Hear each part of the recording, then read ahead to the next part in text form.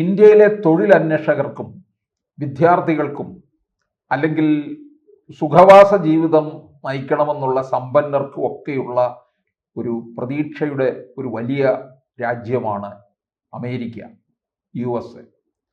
ഈ കഴിഞ്ഞ ഒരു 10 വർഷത്തിനിടയ്ക്ക് ഇന്ത്യൻ വിദ്യാർത്ഥികൾ ധാരാളമായി ചേക്കേറിയിരുന്ന ഒരിടമാണ് USA. അത് പിന്നീട് പലയിടങ്ങളിലേക്ക് വ്യാപിച്ചു.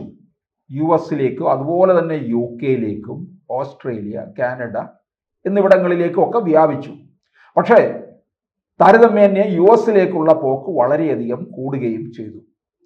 എന്നാൽ സമീപകാലത്തായിട്ട് അമേരിക്ക എടുക്കുന്ന ചില തീരുമാനങ്ങൾ, കടുത്ത തീരുമാനങ്ങൾ, വികലമായ തീരുമാനങ്ങൾ ഇന്ത്യൻ വിദ്യാർത്ഥികൾക്ക് കൂടുതൽ അവസരങ്ങൾ, അവരുടെ പ്രതീക്ഷകളൊക്കെ തന്നെ നഷ്ടപ്പെടുത്തുന്ന തരത്തിലാണ്.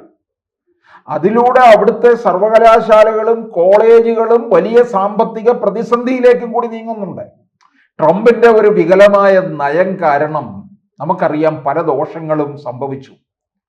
ആ രാജ്യവുമായിട്ടും പലരും അകലുകയൊക്കെ ചെയ്തു. ട്രംപ് തൻ്റെ ഒരു താന്തോന്നിത്തരവും തൻ്റെ എടുത്തവും ഒക്കെ കാണിച്ചുകൊണ്ടാണ് പലരുമായിട്ട് അകൽച്ച പോലും സൃഷ്ടിച്ചത്. ടൂറിസം മേഖല തന്നെ തകർന്നു. അമേരിക്കയുടെ ടൂറിസം എന്ന് പറയുന്നത് അതിലൂടെ തന്നെ വൻ വരുമാനമാണ് നേടിക്കൊണ്ടിരുന്നത്. അത് അമേരിക്ക എന്നല്ല, ഏത് രാജ്യത്തിൻ്റെയും ടൂറിസത്തിൽ കിട്ടുന്ന വരുമാനം എന്ന് പറയുന്നത് വളരെ വലുതാണ്. അമേരിക്കയിൽ അതിൽ വലിയ ഇടിവ് സംഭവിച്ചു. അതുപോലെ തന്നെ ഇടിവ് സംഭവിച്ചിരിക്കുന്ന ഒന്നാണ് അമേരിക്കയിലേക്കുള്ള ഇന്ത്യൻ വിദ്യാർത്ഥികളുടെ എണ്ണത്തിലും റെക്കോർഡ് ഇടിവാണ് സംഭവിച്ചിരിക്കുന്നത്. US അതിലൂടെയും ആ തരത്തിലും സാമ്പത്തിക മേഖലയിൽ ആശങ്ക സൃഷ്ടിക്കുന്നുണ്ട്. US സാമ്പത്തിക മേഖലയിൽ ആശങ്ക സൃഷ്ടിക്കുന്ന പലതിലൂടെയാണ്. നേരത്തെ പറഞ്ഞതുപോലെ ടൂറിസം, അതുപോലെ തന്നെ ഇവിടെ ഇന്ത്യൻ വിദ്യാർത്ഥികളുടെ എണ്ണത്തിൽ റെക്കോർഡ് ഇടിവ് സംഭവിക്കുന്നു. കാരണം അമേരിക്കൻ സർവകലാശാലകളിൽ പ്രവേശനം നേടുന്ന ഇന്ത്യൻ വിദ്യാർത്ഥികളുടെ എണ്ണത്തിൽ വലിയ കുറവ് രേഖപ്പെടുത്തിയതായിട്ടുള്ള പഠന റിപ്പോർട്ടാണ് പുറത്തു വന്നിരിക്കുന്നത്. അത് കാരണം ഇവർക്ക് ആഗോള വിദ്യാഭ്യാസ മേഖലയ്ക്കും പ്രാദേശിക സമ്പദ് വ്യവസ്ഥയ്ക്കും ഇത് കടുത്ത വെല്ലുവിളി പോലും ഉയർത്തുന്നുണ്ട്. അവരുടെ സർവകലാശാലകളിലെ അമിതമായിട്ടുള്ള ഫീസ്, കോളേജുകളിലും ഇത് കുത്തനെ അങ്ങനെ വർദ്ധിപ്പിച്ചുകൊണ്ടിരിക്കുകയാണ്. പിന്നെ അവരുടെ താമസ ചെലവ്, ഇതെല്ലാം വലിയ പ്രതിസന്ധിയിലേക്ക് പോവുകയാണ്. പിന്നീട് അവിടുത്തെ പഠനം പൂർത്തിയായി കഴിയുമ്പോൾ അവർക്ക് ജോലി ഉറപ്പുവരുത്തുന്നില്ല. കാരണം നാട്ടിൽ നിന്ന് കടം വാങ്ങിച്ചും വിറ്റുപിറക്കിയും വായ്പയെടുത്തുമാണ് പോയിരിക്കുന്നത്. 2-3 വർഷത്തെ പഠനത്തിലൂടെ ഈ പഠനത്തിനോടൊപ്പം ജോലി ചെയ്യുന്ന ഒരു വിദേശ രാജ്യങ്ങളിലൊക്കെ ജോലിയുണ്ട്. നമ്മുടെ രാജ്യത്തിലാണല്ലോ പഠിക്കുകയാണ്, പഠനം മാത്രം ഈ തരത്തിൽ പോകുന്നത്. പക്ഷെ വിദേശ രാജ്യങ്ങളിൽ പഠനത്തോടൊപ്പം ജോലി കൂടിയുണ്ട്, പ്രത്യേകിച്ച് US-ൽ. അതുപോലും ഇപ്പോൾ സാധ്യത വളരെ കുറഞ്ഞിരിക്കുകയാണ്. പിന്നെ പഠനം കഴിഞ്ഞാൽ സ്ഥിരമായ ഒരു ജോലി, ഈ കാലയളവിൽ ഈ നാട്ടിൽ നിന്ന് വായ്പയെടുത്തു പോയതൊക്കെ തന്നെ തിരിച്ചടയ്ക്കാൻ കഴിയും എന്നുള്ള ഒരു പ്രതീക്ഷയോടുകൂടിയാണ് ഈ ഭീമമായ തുക അവിടെ ചെലവഴിച്ച് പഠനത്തിൽ ചേരുന്നത്. അപ്പോൾ ഇടിവിന് പിന്നിലെ പ്രധാന കാരണങ്ങൾ പലരും വിപുലമായിട്ട് അത് പരിശോധിക്കുന്നുണ്ട്. അതിനകത്ത് ഒന്ന്, വിസ നിയമങ്ങളിലെ കാർക്കശ്യവും നിയമക്കുരുക്കുകളുമാണ്. ഈ മാറിയ കാലത്ത് ലോകം തന്നെ മാറി മറിഞ്ഞു. അപ്പോൾ പല നിയമങ്ങളിലും അതിൻ്റെതായ മാറ്റം വരുത്തേണ്ടിയിരിക്കുന്നു. കാലാകാലങ്ങളിൽ പരിഷ്കരിച്ചു കൊണ്ടുവരേണ്ട കാര്യങ്ങളാണ്. ഇപ്പോഴും ഊരാക്കുടുക്ക് ഉണ്ടാക്കി എങ്ങനെ ഒരാളെ പുറത്താക്കാം എന്നുള്ള തരത്തിൽ മാത്രമാണ് നിയമാവലി നിൽക്കുന്നത്. ആ ചട്ടങ്ങളിലൊന്നും ഒരു ഭേദഗതിയും വരുത്താൻ തയ്യാറായിട്ടില്ല. അപ്പോൾ വിസ നയങ്ങൾ കൂടുതൽ കർശനമാക്കുന്നു, പരിശോധനാ നടപടികൾ ശക്തിപ്പെടുത്തുന്നു.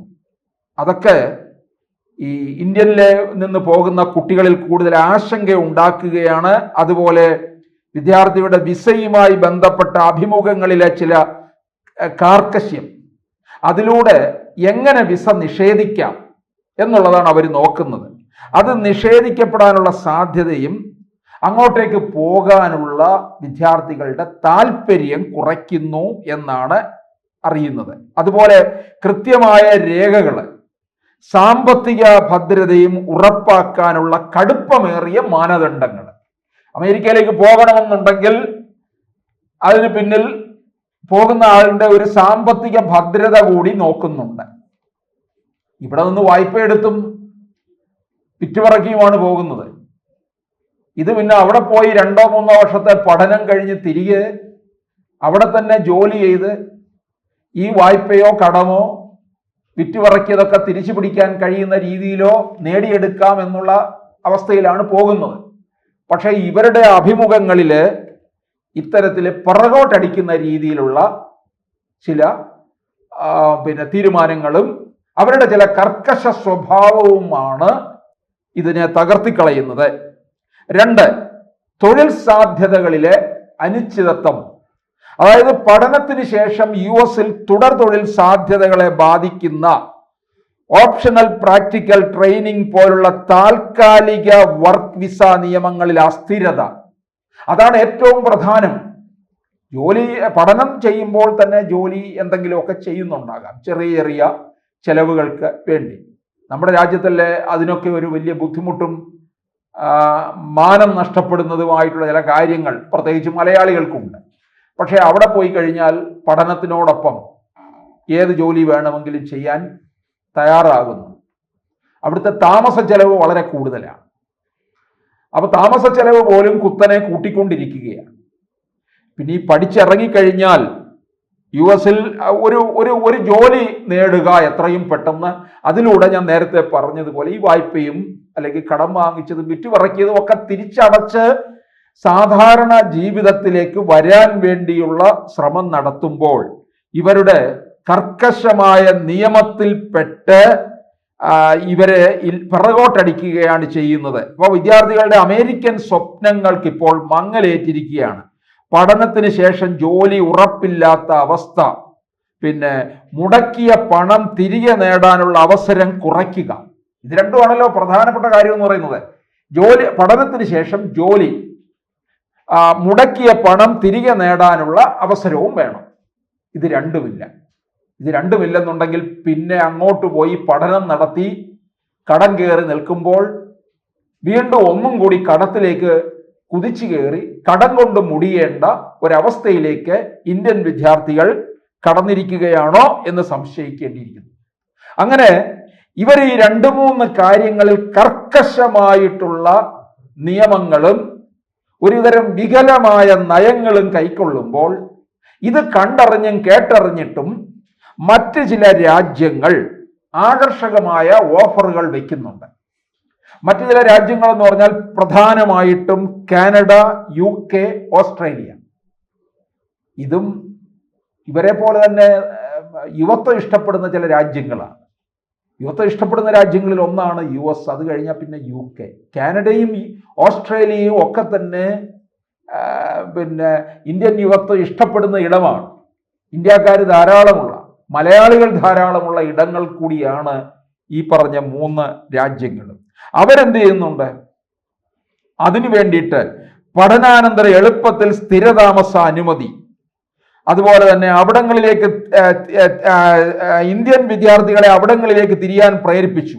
അതുപോലെ കാനഡ പോലുള്ള രാജ്യങ്ങൾ വാഗ്ദാനം ചെയ്യുന്ന അനുകൂലമായിട്ടുള്ള ചില പോസ്റ്റുകൾ, ഇവർക്കുള്ള നിയമനം, അങ്ങനെ പലയിടങ്ങളിലും അവർക്ക് വലിയ വലിയ നേട്ടങ്ങൾ കൊടുത്തുകൊണ്ടിരിക്കുകയാണ്. അപ്പോൾ ഈ 3 രാജ്യങ്ങളിലേക്ക് അമേരിക്കയിൽ നിന്ന് പിന്നോട്ട് വന്ന് ഇവർ പോകും.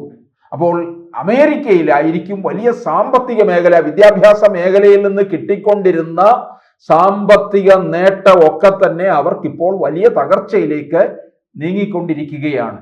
ഇന്ത്യൻ വിദ്യാർത്ഥികൾ മറ്റ് ഇടങ്ങളിലേക്ക് പോവുകയും ചെയ്യുന്നു.